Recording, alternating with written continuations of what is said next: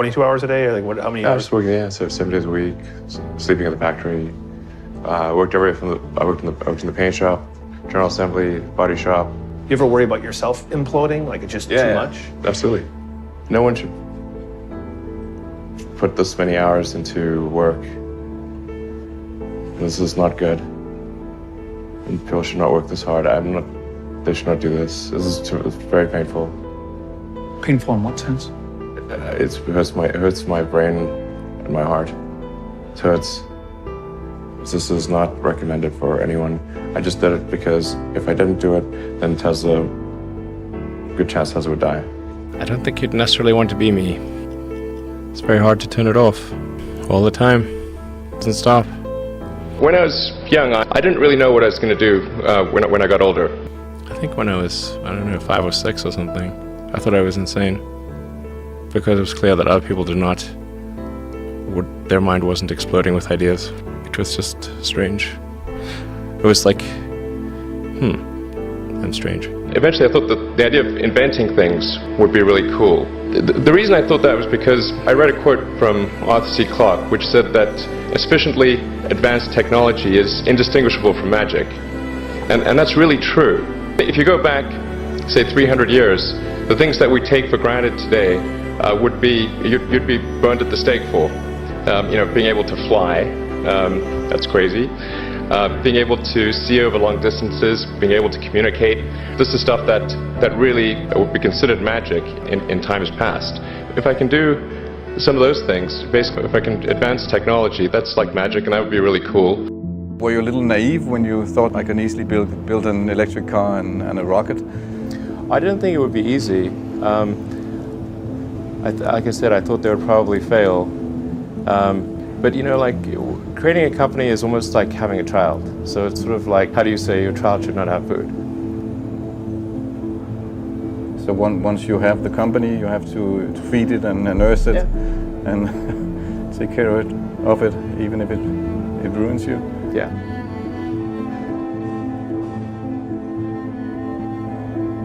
But I suppose there were some tough times in end of 2008. How did you get through that period of crisis? Yeah. 2000 and... Can we just break for a second? Sure, of course. You want to wait a little while? Yeah, sure hope it was worth it. Sure hope it was worth it. One of the most difficult choices I ever faced in life was in 2008. I think I had maybe $30 million left, or $30 or $40 million left in 2008. I had two choices. I could put it all into one company, and then the other company would definitely die, or split it between the two companies. But if I split it between the two companies, then both might die. And when you put your blood, sweat, and tears into creating something, or building something, it's like a child. And so it's like, which one am I going to let one starve to death? I couldn't bring myself to do it, so I split the money between the two. Fortunately, thank goodness, they both came through.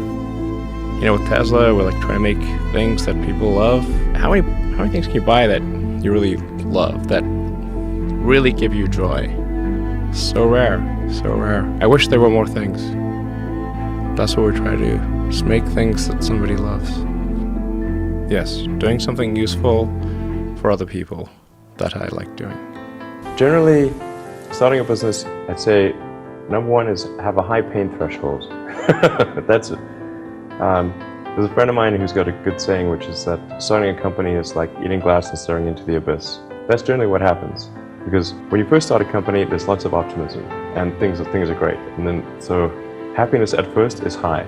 Then you encounter all sorts of issues, and happiness will steadily decline. And then you'll go through a whole world of hurt. And then eventually, if you succeed, and in most cases you will not succeed, and Tesla almost didn't succeed, came very close to failure. Then if you succeed, then after a long time, you will finally get back to happiness. And I want to know, what is the one thing that has surprised you about your life?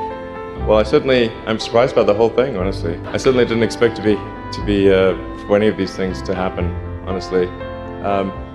In fact, the only reason I started a company back in '95, an internet company, was because I couldn't get it. There were only a few internet companies, and I couldn't get a job at any of them. So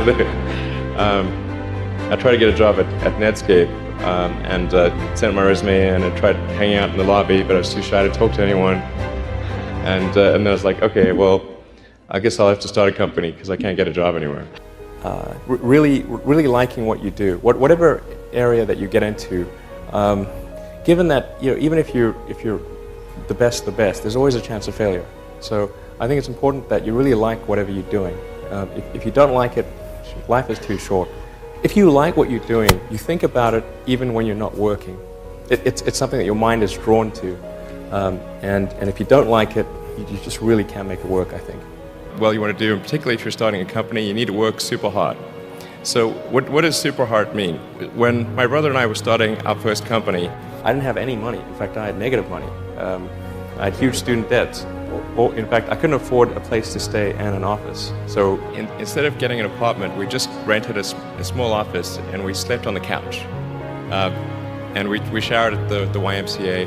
And there was an ISP on the floor below us, just a little tiny ISP. And we drilled a hole through the floor and connected a null modem cable.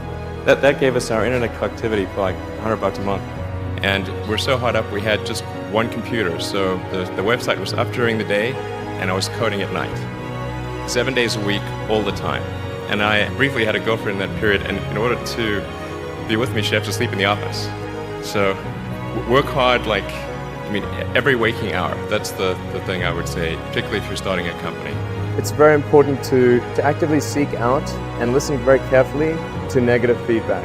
And this is something that people tend to avoid because it's painful. When friends get a product, I say, look, don't tell me what you like, tell me what you don't like.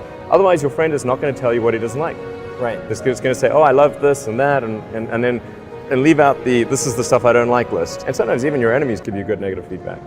So I actually went to Russia 3 times to look at buying a refurbished ICBM. I can tell you it was very weird going there in late 2001, 2002, going to the Russian rocket forces and saying, I'd like to buy 2 of your biggest rockets. They thought I was crazy, but I did have money, so that was okay. One good friend of mine collected a whole series of videos of rockets blowing up and made me watch those. He just didn't want me to lose all my money. For SpaceX, the first 3 launches failed. We're just barely able to scrape together enough parts and money to do the 4th launch. If that 4th launch had failed, we would have been dead. I tried very hard to get the right expertise in for SpaceX. I tried hard to find a great chief engineer for the rocket, but the good chief engineers wouldn't join, and the bad ones, well, there was no point in hiring them. So I ended up being chief engineer of the rocket. So if I could have found somebody better, then we would have maybe had less than 3 failures. When you had that 3rd failure in a row, did you think, I need to pack this in? Never. Why not? I don't ever give up. I mean, I'd have to be dead or completely incapacitated. You know, there are American heroes who don't like this idea. Neil Armstrong, Gene Cernan have both testified against commercial spaceflight in the way that you're developing it, and I wonder what you think of that. I was very sad to see that, because those guys are, those guys are heroes of mine, so it's really tough. I wish they would come and visit and see the hardware that we're doing here. And I think that would change their mind. They inspired you to do this, didn't they? Yes. And to see them casting stones in your direction. It's difficult. Did you expect them to cheer you on? So they're hoping they would. When critics say you can't do this, your answer to them is, we've done it.